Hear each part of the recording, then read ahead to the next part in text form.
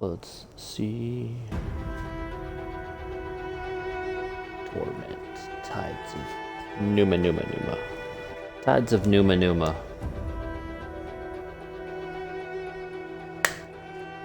Alright, let's start this game.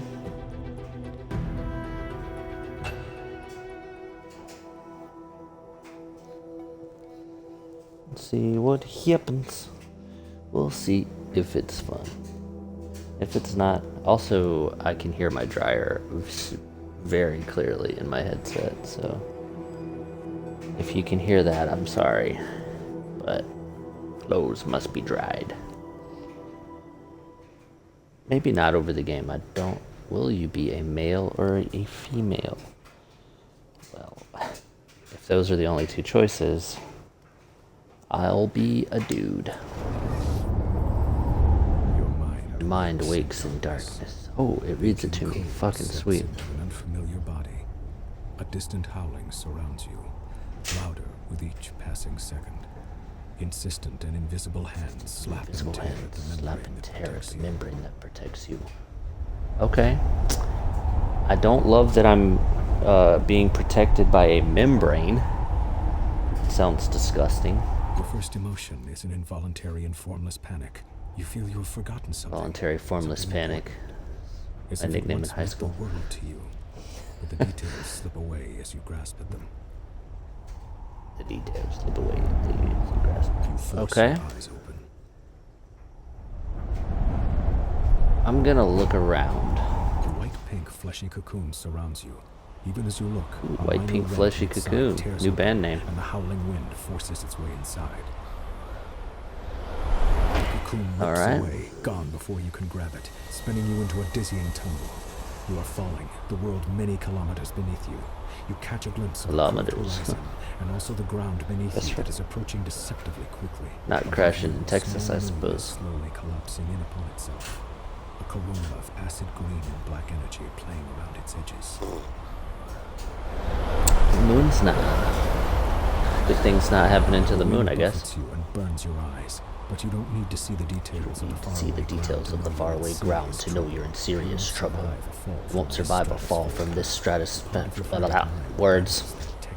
Probably fell from a thermospheric height. Okay. As the ground rushes toward you.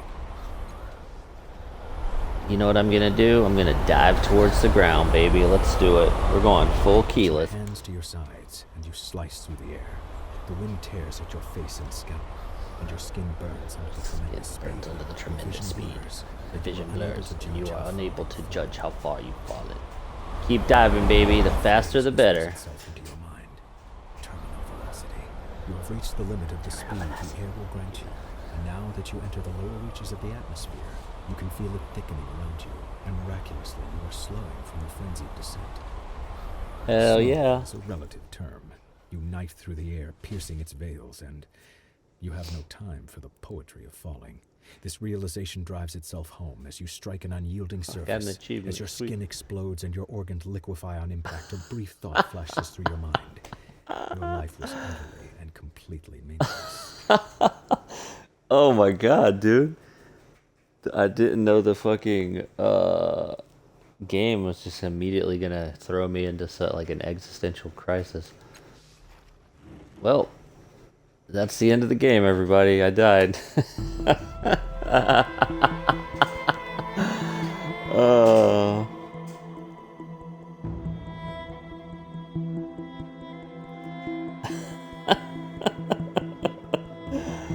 Oh man, that is good stuff right there. That's the quality streaming people pay for.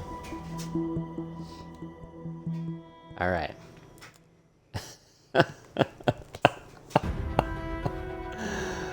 All right, let's do it. Let's try. Let's try again, shall we? All right. Okay. We're gonna do that again. Okay. First, your mind when you force your eyes open. The body is Wait, you... Without warning, the cocoon that surrounds you shreds and tears away. You are falling. Skipping this because I listened to it before and I died. Itself. The world is many kilometers below you. Instinctively, you spread your arms and legs, and they respond sluggishly. You stop tumbling head over heels. Though you are still spinning laterally, that motion has calmed as well, and you have space to assess your situation, and perhaps to understand the predicament and the body. Below you, you see a large landmass. A massive ocean dominates the rest of the visible globe, dotted here and there with island chains. Small moons, unusual structures, and strange machines rush past you in glittering profusion as you plummet toward the ground. It's hazy. You were in a tall passageway, its sides slicked with dew, the air warm and moist, as if you were caught in the breath of a giant organism. You remember fleeing in fear and exhilaration, laughing through the terror. What was it that pursued you?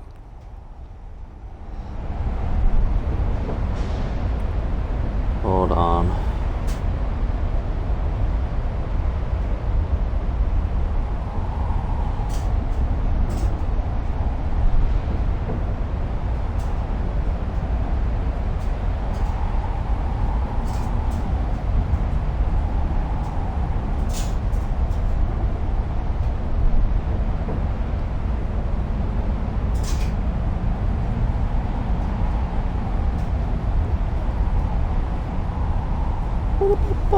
Alright, ancient and cold, its coiling power the promise of oblivion. Its shadowed tendrils struck at you, and the walls where they landed were torn apart utterly, destroyed beyond any hope of repair. You leapt into a membranous cocoon and fell from the station, the moon, and then you were empty. But who were you? What was that creature? A word surfaces in your thoughts, and you seize it before it vanishes. Sorrow. The world fills your sight. You're about to hit.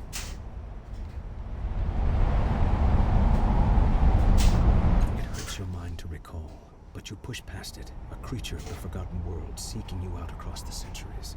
But it's not you it seeks, is it? It sought the man whose memories you shuffle through now, and you realize suddenly that you are not him. Weird, dude. Who? Who were you? I'm gonna die if I just keep thinking. You somehow managed Okay, to well, let's try. everything you know about anatomy, physics, and death, and you were surprised to realize that you do know something about them. And you survived this fall. You suspect that you might be able to reawaken a dormant strength you sense inside you. But who could possibly? You remember reaching an escape tube, and you remember being struck by a tendril of force, and then the fall. The fall. You open your eyes in time to see a riot of color around you, your descent barely slowed, and then agony darkness. Oh shit, I think I survived this time. I think I lived this time, dude. I think I lived this time.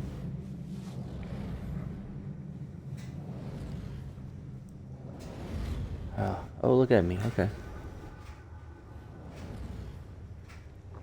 Listen, real talk. I want to be able to create my character, so I'm hoping that there's like a jumbled thoughts cloud your head as you study the empty bowl before you. Drops of liquid fall from the ceiling, spattering on the ground next to the bowl. The light from every drop is reflected in the bowl's rounded hollow, as if it hungers for that light and needs to be filled, yet the bowl remains dry.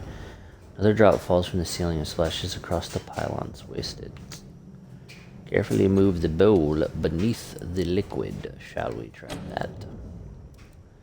You've encountered your first task. You have 3 stat pools, might, speed, and intellect, that you can spend to increase your chances of success using effort. Ooh. Okay. The more easily you move the bowl in front of you, use willing to spend might for a higher level of effort. Don't worry if you fail this task in Torment. The difference is inching outcomes. Okay. Let's use it all. Let's see. What? Does it go away like forever?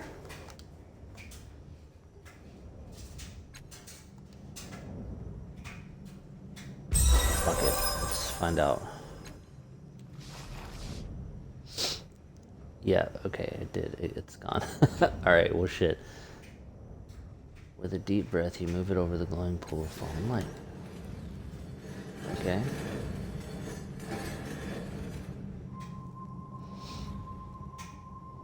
Yeah. Drop by drop, the bowl fills ripple spreading over the blurred outline of your reflection. Pale blue luminous in the corner of the room.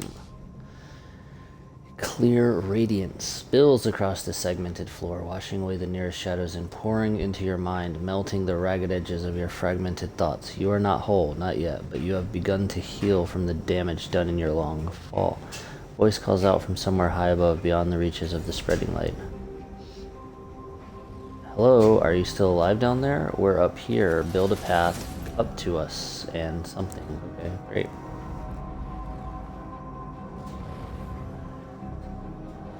We're running. Alright. As soon as you touch the orb, a memory floods your mind. You stand in front of a rusted door. The air is humid and dank. You've had a moment's respite from this waterlogged hell. A bubble of stale air, your resting point. You've breathed water before, and you've lived decades beneath the waves, but this body's an air breather, and the constant pressure has been crushing you ever so subtly. Worse, your companion's mind seems to be wandering from the task at hand. He's a genius with machines, as you well know, but now he seems distracted. The device in his hands is covered in knobs, wires, and antenna.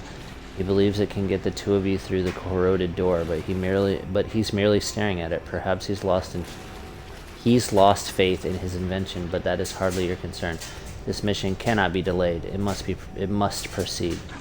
Deceive him by telling that you've heard sounds of pursuit. Threaten him until he returns to the task at hand. This is taking too long, cast a spell. I'll deceive him.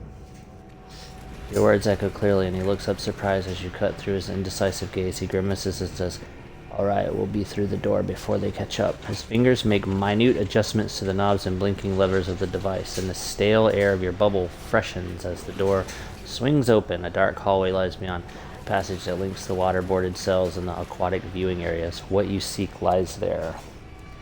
Oh shit! Moments later, you're underwater again, your hands closing around a strange yet familiar artifact. You need it to complete something. It hovers above a pedestal, rotating in the dark water. An electric current runs through your fingers as your hand crosses the vertical plane of the pedestal, and an iridescent field coalesces so fast that the waves of pressure dazes you for a moment. The rising pulse of a sonar alarm ripples through the water. The guards won't be far behind. Run, you can come back for it. They won't be able to protect it forever. Disable the sonar pulse. Use a device to stop them. One of the ciphers in your belt. Yeah, let's do that.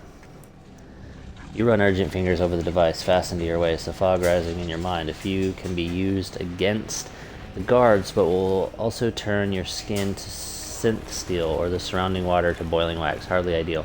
Finally, you find a small silver sphere. Setting the sphere in place, you kick desperately for the safety of a nearby alcove. The sphere whirls and unfolds into a spiraling vortex. The sphere at the center speaks a few polite words in ancient language, then begin draining the surrounding water into itself with alarming speed. The approaching guards shout and scream as they too are sucked into the whirlpool and ripped to pieces. You allow yourself a fleeting smile, but are all too aware that more alarms are going off in the distance. I think I fucked up. Memory begins to fade as if you're being drawn backwards to a tunnel, and you hear more pylons rising from the pit. Something is wrong. The events within the orb have settled into that gap in your mind, but the edges are rough, as though the memory itself is not truly yours. There's something else, a gust of sour air pulling at you like a predator inhaling the scent of its prey at the far end of the dark, whispering field. Ugh.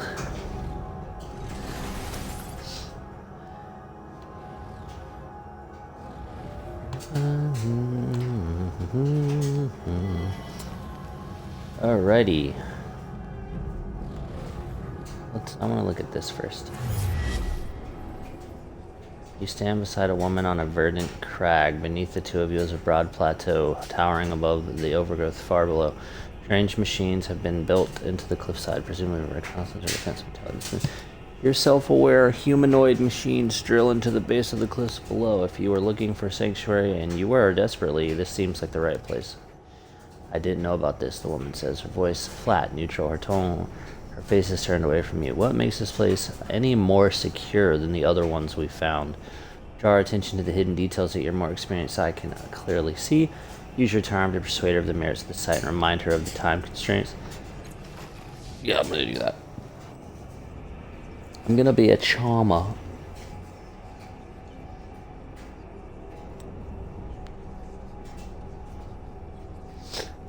A cloud passes over the sun as you engage her in spirited, friendly debate.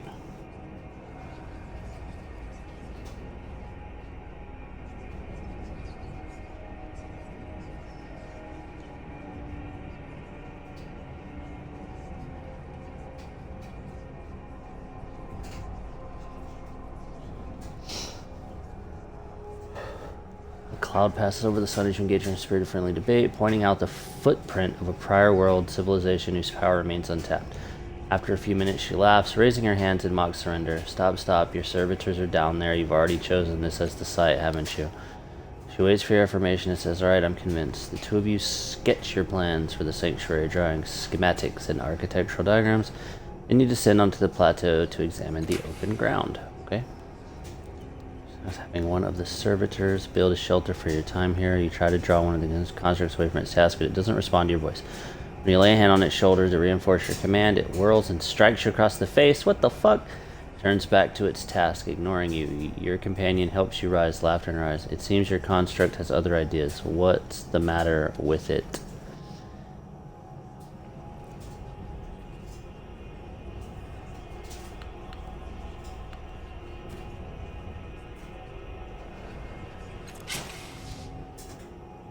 Mist falls onto the plateau as you activate the time-scarred artifacts fastened to the construct's behavioral core with a sub-vocalized command. With an abrupt clack and a pulse of pleasant warmth, the devices purge the air, and 7 copper-banded spheres drop out of evenly spaced rips in the air. Ignoring the common side effect, you give new orders to the malfunctioning construct in a firm, clear voice. Acknowledged. It obediently trundles to the side of your new shelter. Okay.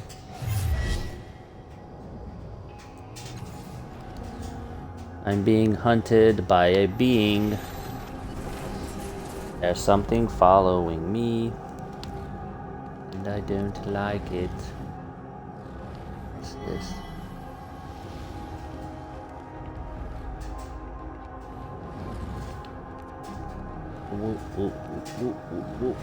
Okay. So many memories. A vision of a city springs around your city in flames when an attacker. Defenders have fought and died all day, and still the attackers keep coming. They fight as if destruction were demanded of them. They care nothing for mercy, surrender, or plunder. What they want is blood. They want blood. But you have brought a keen-eyed companion to the top of the tower. She has seen the way to stop the invaders. You need to get her to safety, and you need to rally your defenders. But even as you turn toward the door of the tower, 2 of the attackers descend from a hovering machine. Oh my god. One is brutishly... This game is interesting, but I just can't imagine that it's really a blast to observe.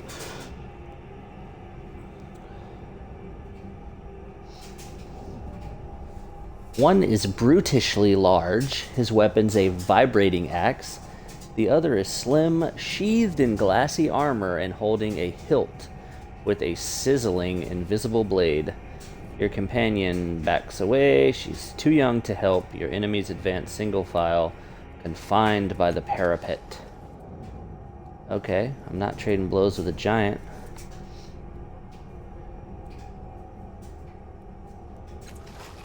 There we go, we'll do that. That seems roguish in nature. You roll under the blurring arc of his axe. He's overconfident, testing you without committing to the attack. Yes, he's fast, but not as fast as you, Barry. And when he raises the great axe above his head to finish you, you're able to bury your blade under his breastplate. The blade emerges from the back of his neck, and his life's blood washes over your hands. Gross. He falls, taking your weapon with him, and his companion attacks. My weapon! Her invisible blade is far more lethal than the giant's axe. You duck, and she thrusts at you, and the wall behind you hisses, destroyed. Her return swing cuts through your armor, ruining your breastplate. You bitch, my breastplate. She doesn't have to be skilled with a weapon like this. She just has to make contact. You time your attack just as she pulls it back for another strike. You barrel into her, driving her over the wall, and she drops screaming to the ground 50 meters below. Ooh, that's a fall. That is a fall.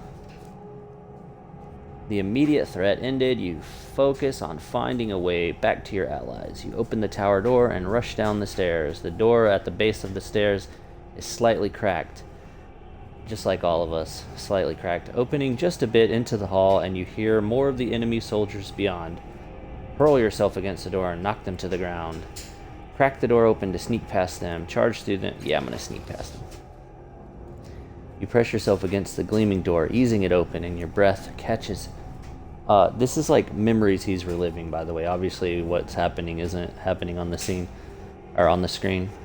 Let's see. Breath in your throat as he squeaks quietly.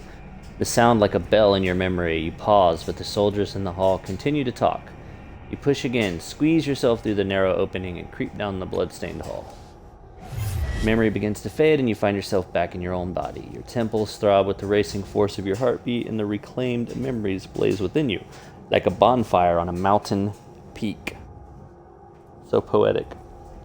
Visible to every predator for kilometers around. A tremor rocks the floor beneath you as though a massive fist has struck the room itself. Swaying on your feet, you see the frantic movement within the borders of a mirror at the edge of the room. I see a mirror at the edge of the room. That looks like a door, not a mirror. I see a mirror at the edge of... Oh, it is a mirror. I'll be damned. I'll be goddamned. The border of this mirror is lavishly decorated with a dizzying number of interlocked symbols, daggers, masks, paintbrushes, amulets, and more. But that's nothing compared to what you see in the glass. My face. You see a vast crowd of people, exact doppelgangers of you, shoving, arguing with, and fighting each other. Most are drab imitations of you, but a precious few are vivid and pull at your attention. Each of them bears an intricate pentagonal tattoo on their head. Devil. In their eyes, their actions, you see the memories you discovered within the orbs and the choices you made, shining like distant stars. Your hand twitches at your side, and though some of the bright doppelgangers ignore you, an even smaller number immediately turn to you, waiting for you to choose them and learn what you might become. A rumble shakes the room, and a slow vibration spreads from the darkness below, rippling towards the ceiling. Point at the doppelganger with the charming smile. Point at the doppelganger with the clever eyes. Point at the doppelganger moving stealthily through the crowd. Step away from the mirror. Oh, fuck, dude. All three of those choices are are like aspects of how I wanted to play the game. Okay, here's what we're going to do. We're going to point at the doppelganger with the charming smile. Let's charisma our way through this game. The doppelganger swaggers out of the crowd, speaking in a warm, sincere voice. It tells you an outrageous story punctuated with confidential asides, emphatic gestures, and twists that defy your every expectation. If that's not some B-Bard life shit, I don't know what is. Though you're almost certain the tale is packed with lies, obviously, you'd be hard-pressed to separate them from the truth. Hell yeah. The doppelganger finishes its story with a flourish and waits for your decision. Yes, this is who I am. Absolutely. Absolutely. The remaining doppelgangers scatter for the edges of the mirror and vanish. Your chosen identity steps forward. Its appearance changes. It steps out of the rippling... Oh, wait. As it steps out of the rippling glass, its face reflects confidence. That's weird. I guess you can't chat as a guest. Its face reflects confidence and cleverness. Shadows of weapons flicker in and out of its hands, and a few devices shimmer on its belt. You get the feeling you would be comfortable in a variety of situations. The word Jack sounds in your mind. You gain the descriptor, charming. Your doppelganger continues walking, stepping into you, filling you, making you whole. Wow. Buy me dinner. Your decision rings out into the cavernous room, awakening and unlocking vast mechanisms behind the walls. Suddenly, a grotesque noise rings through your shared worlds like a bell if bells could rot. Something is coming. Like a bell if bells could rot. I like that. If bells could rot, it sounds like a good name for like a metal song. The mirror fades, leaving a dark open doorway. You take a deep breath and step through. Alright, I'm taking a deep breath. And I'm stepping through. Charming Jack. Hello. I'm a charming Jack, baby. Jacks are intrepid explorers and adventurers. God damn it, stop that. Jacks, move that out of my way. Jacks are intrepid explorers and adventurers. They are jacks of all trades, hence the name. Although the word also harkens back to fables involving a wily, resourceful hero who always seems to be named Jack. Jack and the Beanstalk, story tracks. Jacks are at their best when they combine weapons, armor, esoteries, ciphers, and a clever tongue. They are treasure hunters, grifters, scalds, rogues, and experts in a variety of fields. I love it. Flex. Choose one exploration, lore, or conversation skill. +1 training level in that skill while active. Dope, dude. Okay. Now what am I doing? Am I heavy weapon? What? Oh, okay, I can't use heavy weapons. Okay, like that makes more sense. Am I training these? What am I doing?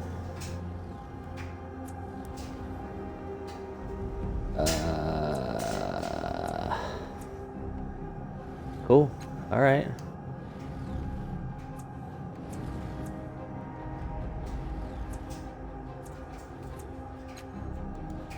Jack. What do I do? Oh, stupid. RT. It's right there at the bottom of the screen. I'm a fool. I'm a foolish fool. Stat pools are resources you supply effort or active abilities. You can distribute points as you see fit. Slaves tend to favor might and speed, while nanos favor intellects. Jacks usually benefit from a balanced set of points. Okay. Alrighty then. Like that. How many do I have to spend? Anything? Beep, beep. Okay. I got you. Alright, let's see. Let's keep that intellect. Let's get speed. How many do I have? Okay. I think I'm gonna go with that. That seemed mental prowess, willpower, and personality. Every 2 points. Dexterity, evasion. Okay. Yeah. Yeah, I like that. Exploration and skill. Trained without armor, gain +10, bleedy be blah blah. Evasion +10, willpower when wearing no armor or light armor. Hedge magic, automatically succeed on the next quick fingers, hello, or smashing task. Use weapon, sucker punch, practiced in armor. I'm gonna do, man, let's go with hedge magic. How many do I get? Does it say? Oh, 1 point remaining. Okay, cool. Alright. Trained without armor when wearing no armor or light armor. Gain +10% evasion, +10% willpower. Infuse weapon. You know what? Let's do trained without armor and let's call that good. 0 points remaining. Okay. So, how many points do I have for skills? Ooh. Dude, it's like a whole thing. Okay. How many points do I have? Doesn't say really, does it?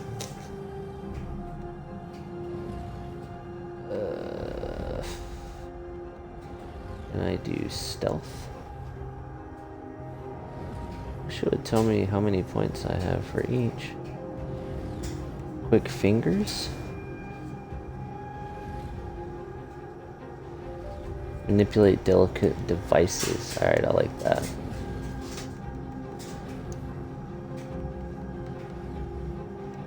Oh.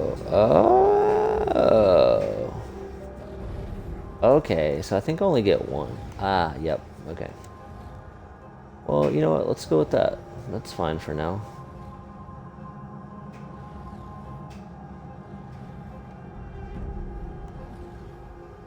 Choose only glazers who training on weapon skills. Okay, well, fine. Well, then that works out then, dude.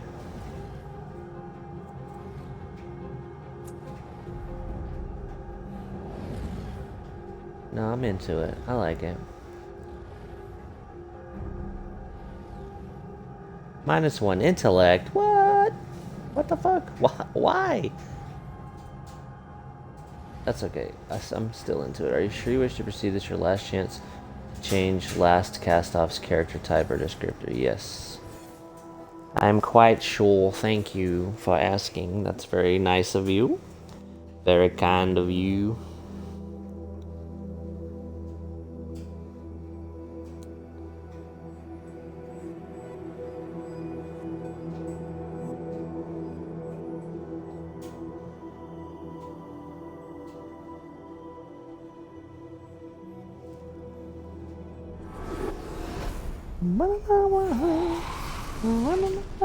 Oh shit. Is that a bad guy? The Spectre. Everything about this spectral figure seems dreamlike. He's a hazy silhouette who seems to be made of blue glass smoke. He wears glass smoke. Weird. He's a meth smoker. He wears stylish, well-cut clothes. His handsome, bearded face seems hauntingly familiar, though you've never seen him before. He breathes a sigh of relief when he sees you. The Spectre. We weren't sure you would work. We pooled our strength and channeled it through me to reach you, to wake you up. I don't know why he sounds like that, but that's what I'm going with. He glances at the other figures here and frowns unhappily. It took more out of them than we thought. The other reflections, they're more like shadows now.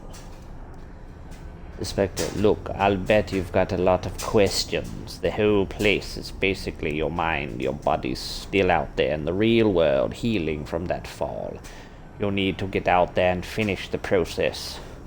He shrugs. It shouldn't be too hard.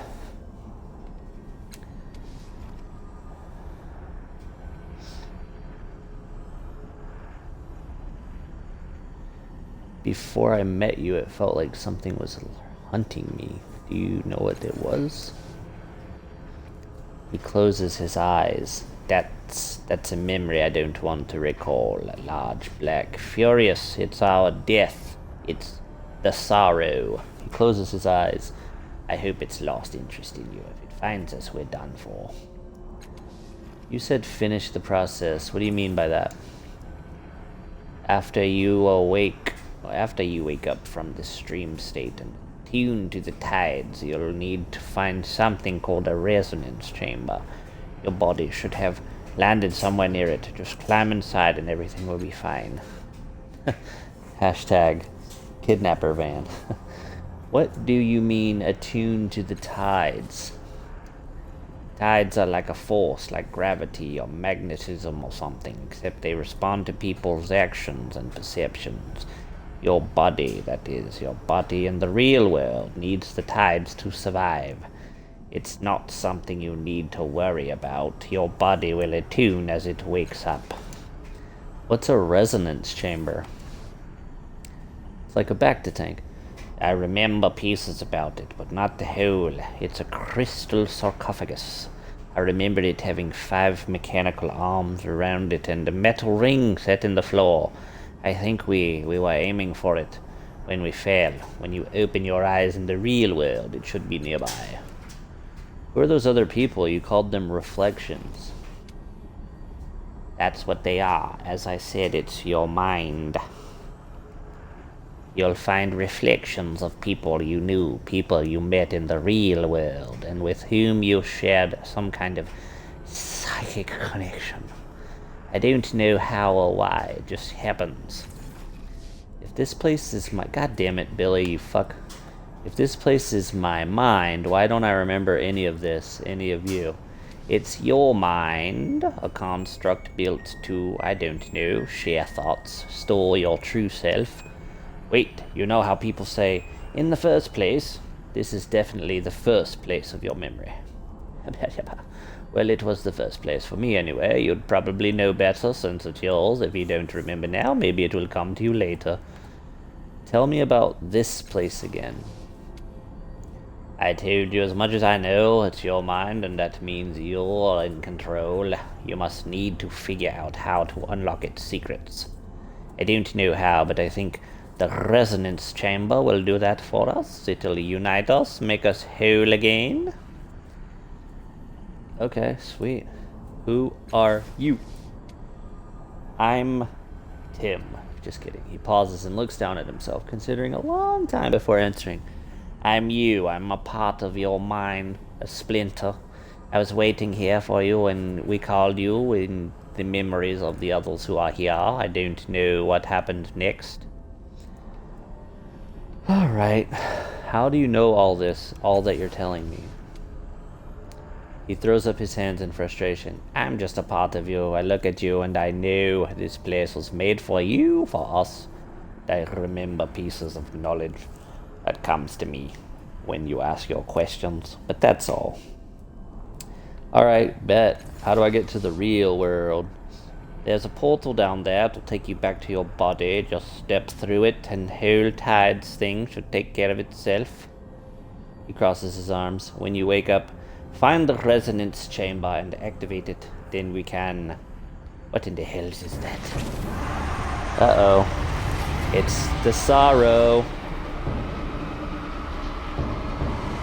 God, it's the sorrow. He's wrecking everything. Oh my lord. The sorrow is anchored to those reflections. It's devouring their power. We have to get rid of them. Destroy its ankles, or else the sorrow will erase us forever. Alright, crisis initiated. How do I do this? Oh, great. A crisis begins when you enter into a dangerous situation. Crises are turn-based encounters where you can fight, sneak, manipulate the environment, or talk your way out of trouble. Excuse me. Don't think I'm talking my way out of this one, boss. Each turn you can take one bleep action to attack or activate an ability. You can also make one blip move. Alright, sweet. Let's see. How do I move this? Alright. Use blank to move the reticle to the center of the screen, then A to position it. Try selecting the highlighted character. Okay. Yeah. Attack it.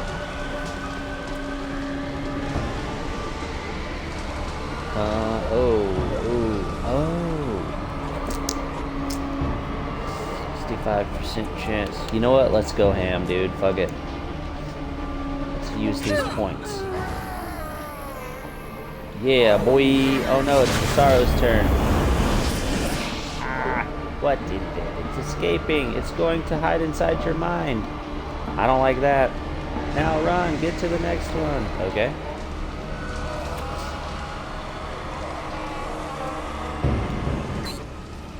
Go get him. Out of attack range. Oh my god.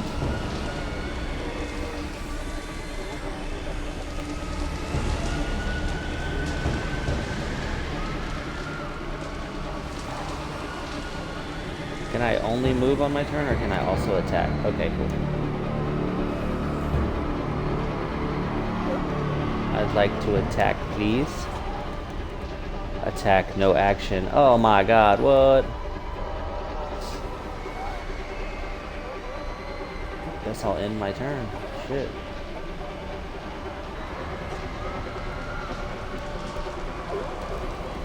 I'm so confused.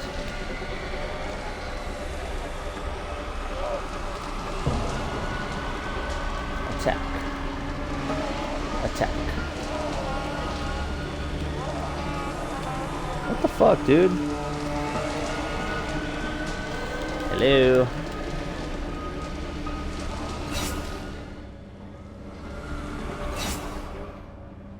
Flex skill, hedge magic, what's this?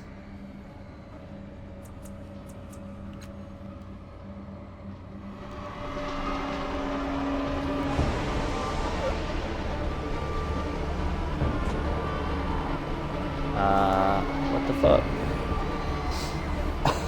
I don't know what to do.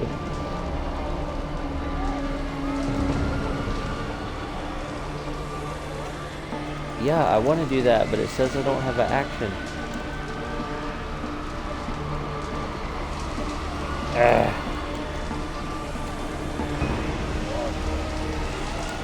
End the turn, bro.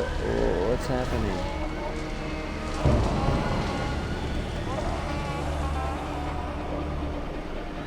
Speed 4 out of 6. Blah blah blah. Airspeed none. Initiative 0. Yeah, okay.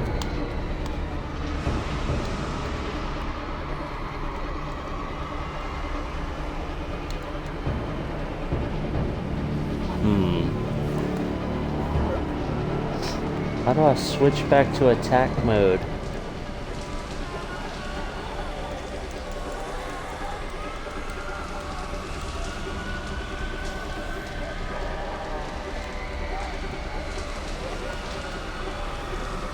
I am lost. Nothing's working.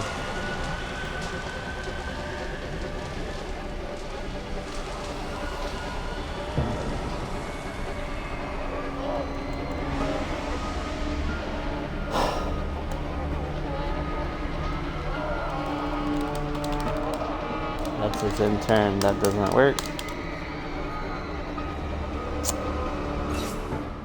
This is fun. I love when nothing I'm doing is working. That's super cool.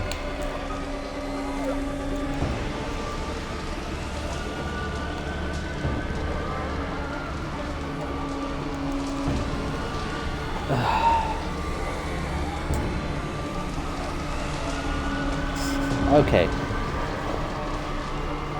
Old dude had a lot to fucking say until like right now.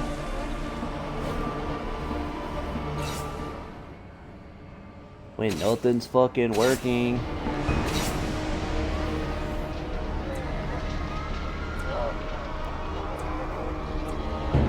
Okay. It's a weird time for an inventory tutorial, but okay.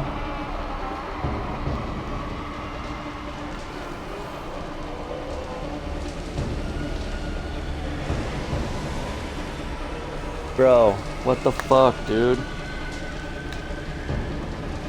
Is it fucked up?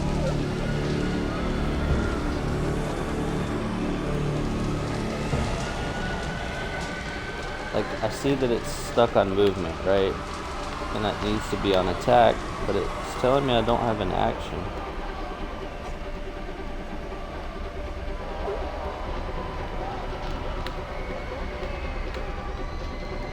And it won't let me end my turn for some fucking reason.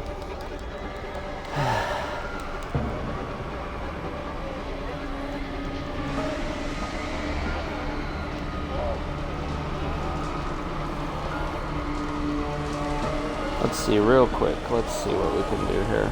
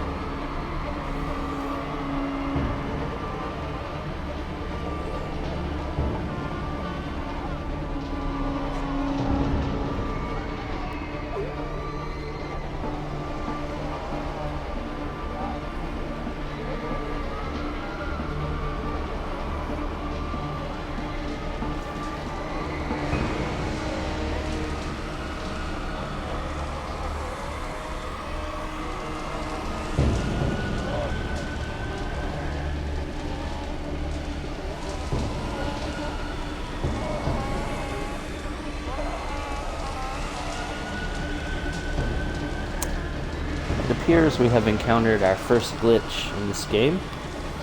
Super duper fun. I love that.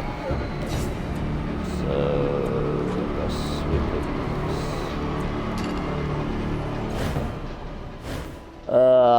how fucking annoying. Also, that scared the shit out of me. Well, that's fucking annoying. I guess I'm gonna switch to something else. Because yeah, fuck that.